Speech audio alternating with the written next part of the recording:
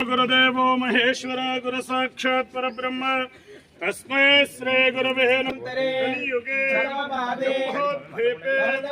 वरदखण्डे दक्षिणदिग्भागे श्रीशैलस्य नमः। सर्वभूतदमनाय नमो मनान्मनाय नमः। अघोरेभ्यो तघोरेभ्यो घोरघोर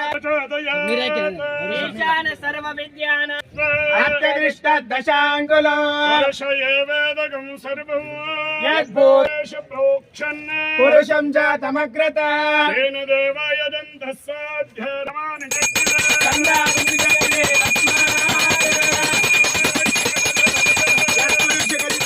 बाहुराजन्यन्कृत ऊरु तदस्य द्वैषः पद्मागुंसु अजायत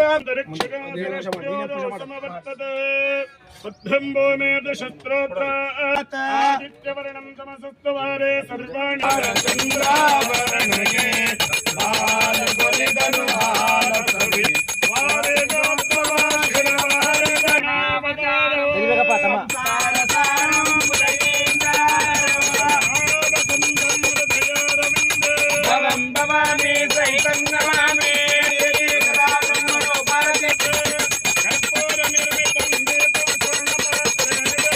पार्वती पतये शिव हर हर महादेव। आचार्य महाराज की जय।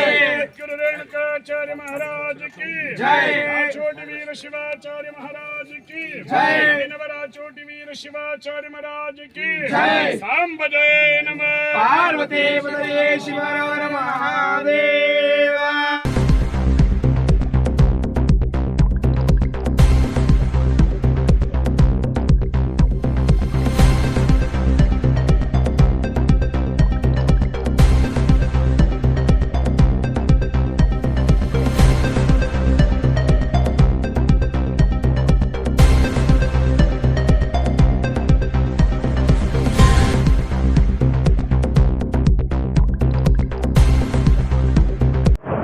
ಸಹಸ್ರ ವರ್ಷಗಳ ಇತಿಹಾಸವನ್ನು ಉಳಿತಕ್ಕಂಥ ಮಠ ನಮ್ಮ ರಾಯಚೂರು ಸೋಮವಾರಪೇಟೆ ಮಠ.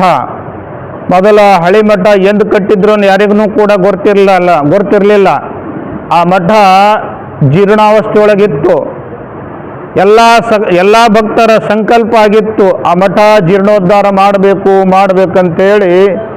ಆ ಭಗವಂತನ ಇಚ್ಛೆಯನ್ನು ಗೊತ್ತಿಲ್ಲ. ಈಗ ಸಂಕಲ್ಪವನ್ನು ಈಡೇರ್ತಾ ಇದೆ.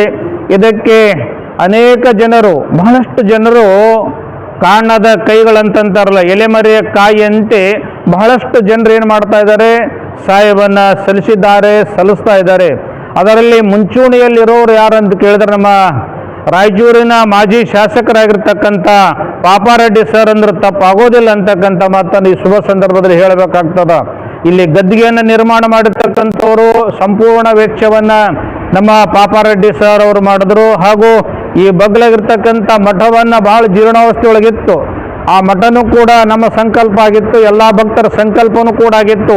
ಮಠನೂ ಕೂಡ ನವೀಕರಣ ಮಾಡಬೇಕು ಅಂತ ಹೇಳಿ ಅವಾಗ ನಾವು ಕೂಡ ಎಲ್ಲರೂ ಕೂಡ ಚರ್ಚೆ ಮಾಡೋ ಹೊತ್ತಿಗೆ ಈ ಮಠವನ್ನು ಆ ಪಾಪಾರೆಡ್ಡಿಯವರು ಬಂದಾಗ ಹೇಳಿದ್ರು, ಛತ್ ಬೇಕಾದ್ರೆ ನಾನು ಹಾಕಿ ಕೊಡ್ತೀನಿ ರೀ ಅಂತಕ್ಕಂಥ ಮಾತನ್ನು ಪಾಪಾರೆಡ್ಡಿಯವರು ಹೇಳಿದ್ರು. ಆವಾಗ ನಾವಂದೆವು, ಪಾಪಾರೆಡ್ಡಿ ಸಾಹೇಬ್ರ ಇದು ಛತ್ ಹಾಕೋದಲ್ರಿ, ಇದು ನೀವು ಮಾಡ್ತಕ್ಕಂಥ ಕೆಲಸ, ನಾವು ಮಾಡ್ತಕ್ಕಂಥ ಕೆಲಸ, ಭಕ್ತರು ಮಾಡ್ತಕ್ಕಂಥ ಕೆಲಸ ಅದು ಶಾಶ್ವತವಾಗಿ ಉಳಿತಕ್ಕಂಥ ಕೆಲಸ ಆಗಬೇಕ್ರಿ ಅಂಥೇಳಿ ನಾವೊಂದು ಅಪ್ಪರ ಏನು ಮಾಡಮ್ರಿ ಅಂದಾಗ ಇದು ಶಿಲಾ ಮಂಟಪ ಮಾಡಮ್ರಿ ಅಂಥೇಳಿ ನಾವು ಪಾಪಾರೆಡ್ಡಿ ಸಾಹೇಬ್ರಿಗೆ ಅಂದಾಗ ಅವ್ರು ಹಿಂದೂ ಮುಂದೆ ಏನೂ ಕೂಡ ವಿಚಾರ ಮಾಡಲಾರದೆ ಒಂದು 15 ದಿವಸದ ಒಳಗಾಗಿನೇ ಸುಮಾರು 10 ಲಕ್ಷ ರೂಪಾಯಿ ತೆಗೆದುಕೊಂಡು ಅವರ ಸತಿಪತಿಗಳು ಮತ್ತು ಅವರ ಮಗನನ್ನು ಕರೆದುಕೊಂಡು ಬಂದು 10 ಲಕ್ಷ ರೂಪಾಯಿ ದೇಣಿಗೆಯನ್ನು ಮಠವನ್ನು ಕಟ್ರಿ ಅಪ್ಪವ್ರು ಅಂತೇಳಿ ರೊಕ್ಕದ ರೂಪದಲ್ಲಿ ನಮ್ಮ ಪಾಪಾರೆಡ್ಡಿ ಸಾಹೇಬರವರು ದೇಣಿಗೆ ಮೊದಲು ಕೊಟ್ಟರು. ಅದಾದ ನಂತರ ಬೋಸರಾಜ್ ಸರ್ ಅವರು ಕೂಡ ಒಂದು 10 ಲಕ್ಷ ರೂಪಾಯಿಯನ್ನು ಕೊಟ್ಟರು.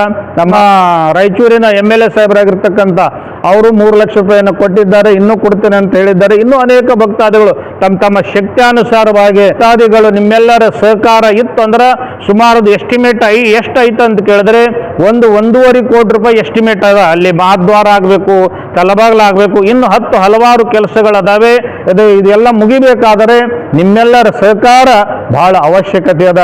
ನಮ್ಮ ಲಿಂಗೈಕ ರಾಚೋಟಿ ವೀರ ಶಿವಾಚಾರ್ಯರ ಹೆಸರು ಮೇಲೆ ನಮ್ಮ ರಾಚೋಟಿ ವೀರ ಶಿವಾಚಾರ್ಯ ಮಂಗಲ್ ಭವನ ಅಂತೇಳಿ ನಿರ್ಮಾಣ ಆಗ್ಯದಲ್ಲ, ಅದೆಲ್ಲ ಆಗಬೇಕಾದ್ರೆ ನಮ್ಮ ಸೋಮವಾರಪೇಟೆ ಹಿರೇಮಠದ ಅನೇಕ ಸಕಲ ಭಕ್ತಾದರು, ಯಾರ ಹೆಸರು ಹೇಳೋದು ಯಾರ ಹೆಸರು, ಎಲ್ಲರೂ ಕೂಡ ಬಹಳಷ್ಟು ಸಹಕಾರವನ್ನು ಅವರಿಗೆ ಹೆಂಗೆ ಕೊಟ್ಟಿರಲ್ಲ, ಮುಂದೂ ಕೂಡ ಅದೇ ಥರನಾಗಿ ಕೊಟ್ಟರೆ ಅಂದ್ರೆ ಕೆಲವೇ ದಿನಗಳಲ್ಲಿ ಏನು ಮಾಡ್ತದ, ಆ ಶಿಲಾಮಂಟಪ ನಿರ್ಮಾಣ ಆಗ್ತದ.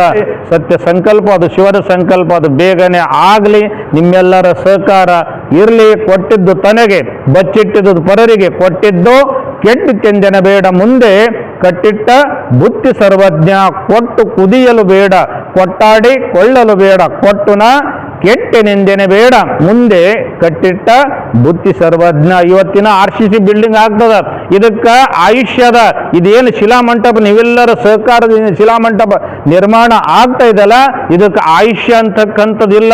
ಸಹಸ್ರ ವರ್ಷಗಳ ಗತಿಸಿದ್ರೂ ಕೂಡ ಏನಾಗ್ತದ, ಅದು ಶಿಲಾಮಂಟಪ ಶಾಶ್ವತವಾಗಿ ಉಳಿತದ.